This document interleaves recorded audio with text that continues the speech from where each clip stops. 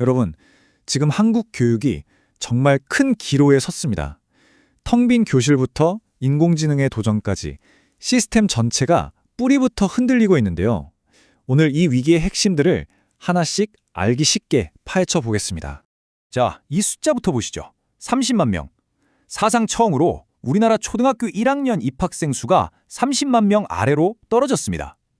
이게 그냥 단순한 숫자가 아니에요. 우리 교육 시스템의 가장 근간이 무너지고 있다는 아주 강력한 경고등이 켜진 겁니다. 아니 근데 학생 수가 좀 줄어든 게 뭐 그렇게 큰일이냐고요? 교육 전문가인 박남기 교수는 바로 이 지점을 경고합니다. 텅 빈 교실은 곧 마을의 소멸이라고요. 학교 하나가 사라지는 게 그냥 건물 하나 없어지는 게 아니라 그 지역의 미래 자체가 사라지는 것과 같다는 뜻이죠. 그럼 첫 번째 위기부터 한번 자세히 들여다볼까요? 바로 이 사라지는 아이들 문제가 과연 어떤 연쇄 반응을 일으키고 있는지 말이죠. 이게 뭐 지방 소도시만의 얘기가 아니라는 게 더 심각한 문제입니다. 흔히 말하는 명문학군 있잖아요. 바로 서울 송파구에서도 단 2년 만에 초등학생이 600명이나 줄었습니다. 이건 정말 충격적인 속도예요. 그런데 여기서 정말 아이러니한 현상이 벌어집니다. 학생 수는 줄어드는데 경쟁은 더 치열해져요.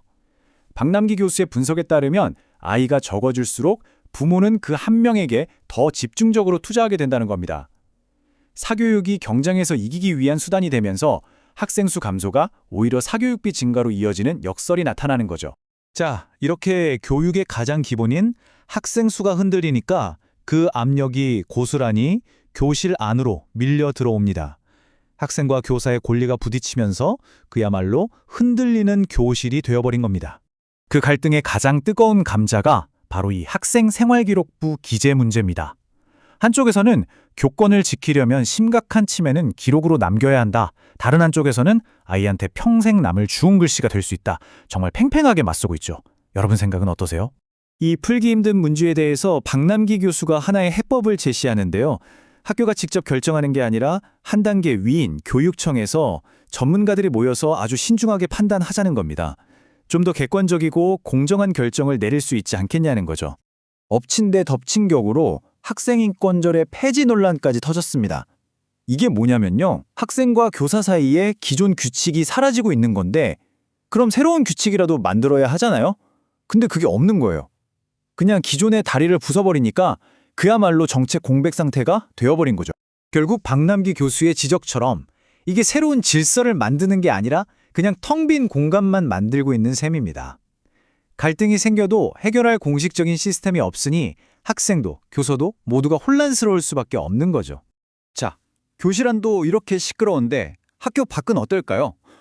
말 그대로 전쟁입니다. 사교육 그리고 신기술이라는 두 개의 거대한 파도가 몰아치고 있거든요. 작년 수능 다들 불수능이었다고 기억하시죠? 그 결과가 바로 이겁니다. 시험 끝나자마자 나 재수할래 하고 학원으로 달려간 학생들이 무려 3배나 늘었어요. 3배요. 이 숫자는 결국 불안이라는 감정을 보여주는 거예요. 입시 제도가 조금만 바뀌어도 학교는 사실 좀 느리잖아요. 근데 학원은 정말 귀신같이 그걸 파고들죠. 그러니까 불안한 학생이나 부모님들은 어쩔 수 없이 사교육에 기댈 수밖에 없는 겁니다. 이게 또 다른 문제를 낳습니다. 바로 격차예요. 경기가 어려워지니까 어떤 집은 사교육비를 줄이는데 또 어떤 집은 오히려 더 투자를 늘리는 거죠. 잘 아시겠지만 이러면 교육 격차는 더 벌어질 수밖에 없습니다.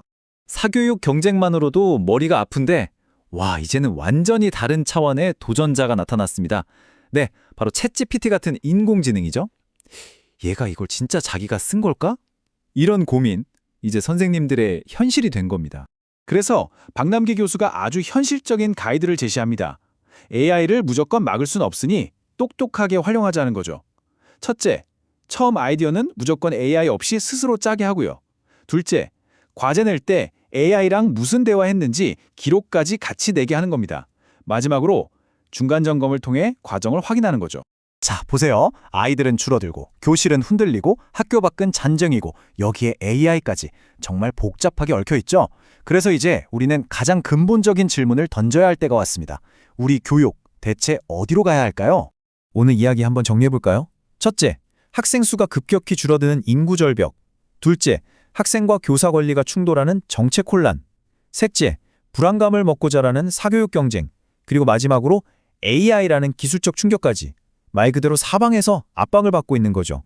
그런데 이렇게 기존 시스템이 흔들리는 와중에 우리가 완전히 놓치고 있는 부분이 있습니다.